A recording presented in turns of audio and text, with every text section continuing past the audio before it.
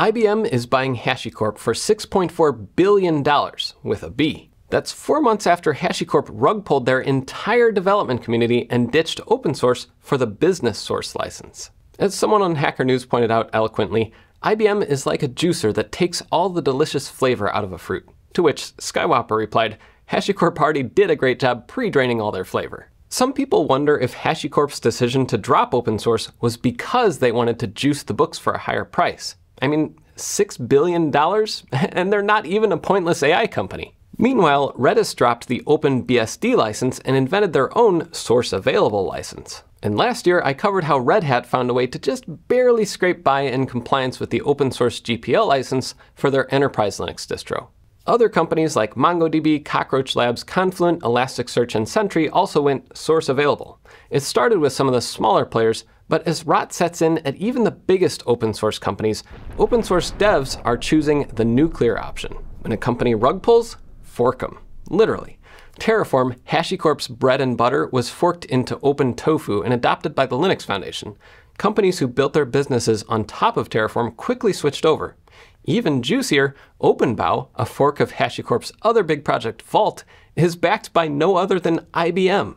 What's going to happen with that fork now? At least forks seem pretty straightforward in Hashiland. In the wake of Redis's wanton destruction, it seems like there's a new fork now every week. And some developers are even exploring ditching the Redis code entirely, like Redca's an API-compatible wrapper on top of SQLite.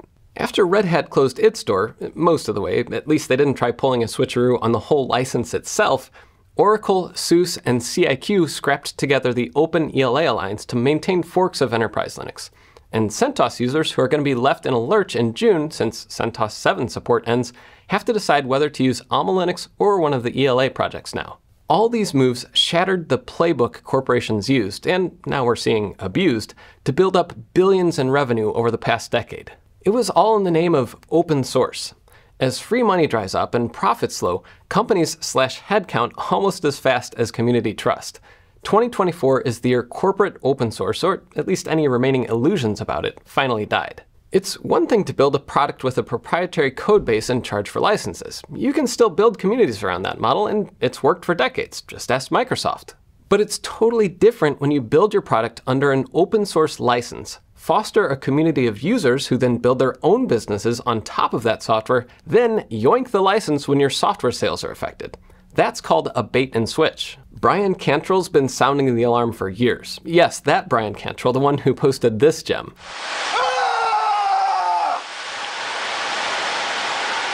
Brian's whole presentation from 12 years ago is worth a watch, but the bottom line is summed up by this quote from Drew DeVault.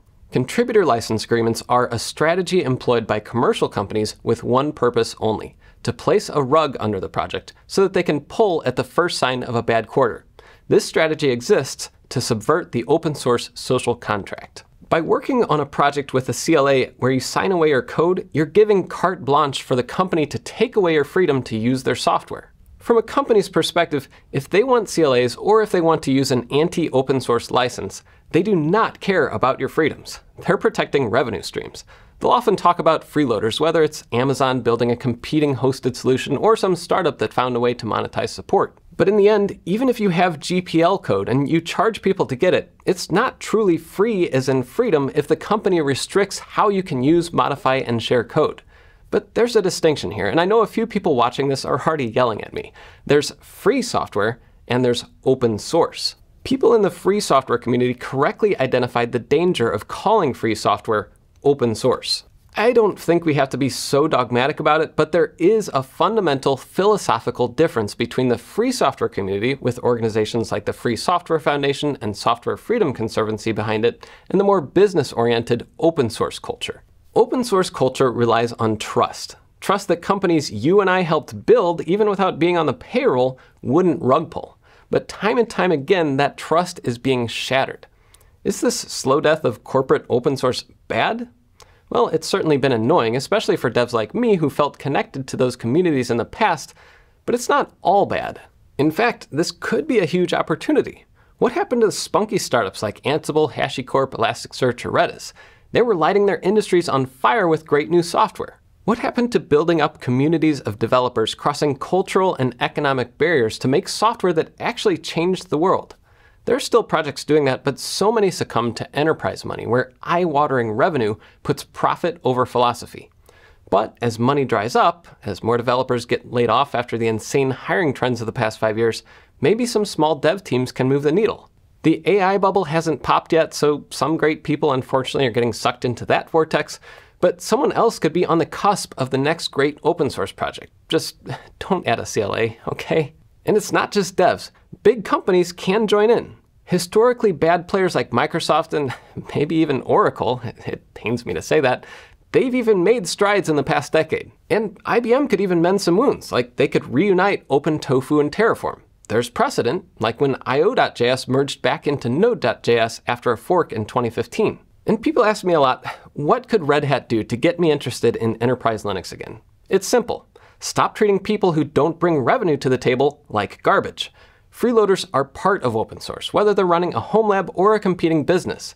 Companies who want to befriend open source devs need to show they care about more than just money.